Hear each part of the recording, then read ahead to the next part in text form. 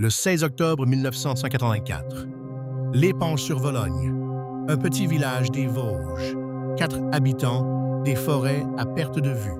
Il est 17 heures. Christine Villemain, jeune mère de famille, appelle la police. Son fils Grégory, 4 ans, a disparu. Les gendarmes arrivent. Ils fouillent les rues, les champs, les bois. La nuit tombe. Et puis, à 21 heures, le corps du petit garçon est retrouvé dans la Vologne. Pieds et poings liés. Un bonnet enfoncé sur la tête, il a été jeté vivant dans la rivière. Ce soir-là, la France bascule. Une famille ordinaire, un enfant, un meurtre. Et au cœur de tout ça, une ombre. Une ombre qui signe ses lettres d'un nom sinistre, le Corbeau. Dès le lendemain du meurtre, une enveloppe arrive chez les Villemain. À l'intérieur, une lettre anonyme. Des lettres découpées dans des journaux, collées sur une feuille blanche. Elle dit en substance « Je t'ai vengé, patron ». Et ce n'est qu'un début. Cette première lettre est suivie par des dizaines d'autres, des centaines même. Avant le meurtre, pendant des années, le Corbeau harcèle la famille. Il appelle, il écrit, il menace.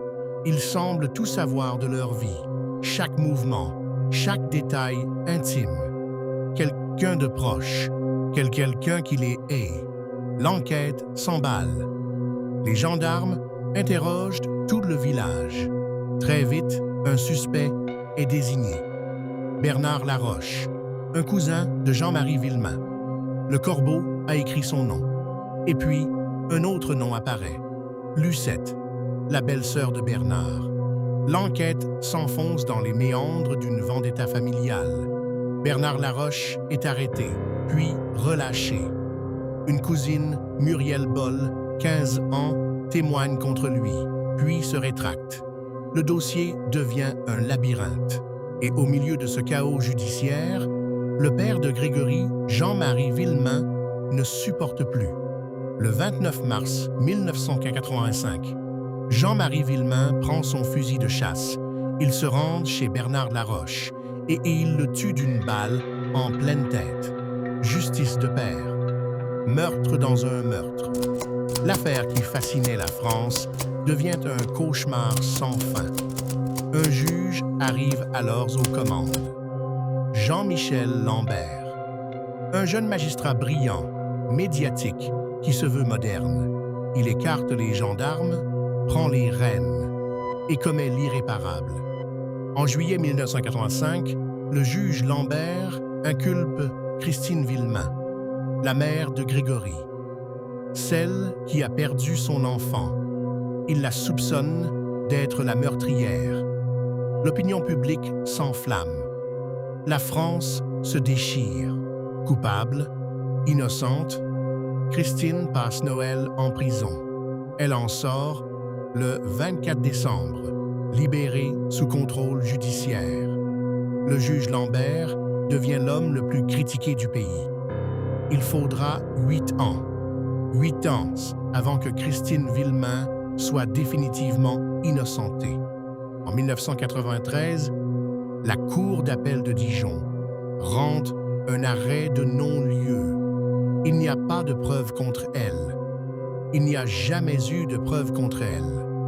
En 2017, le juge Lambert se suicide.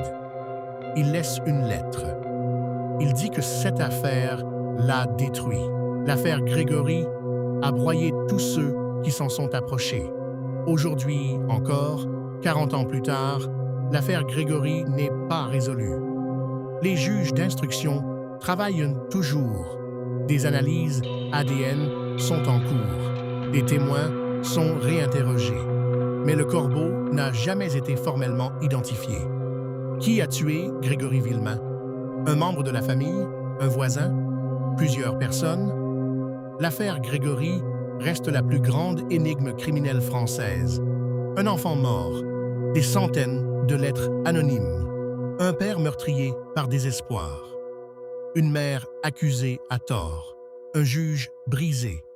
Et au milieu de tout ça, Un petit garçon de 4 ans qui n'a jamais eu justice.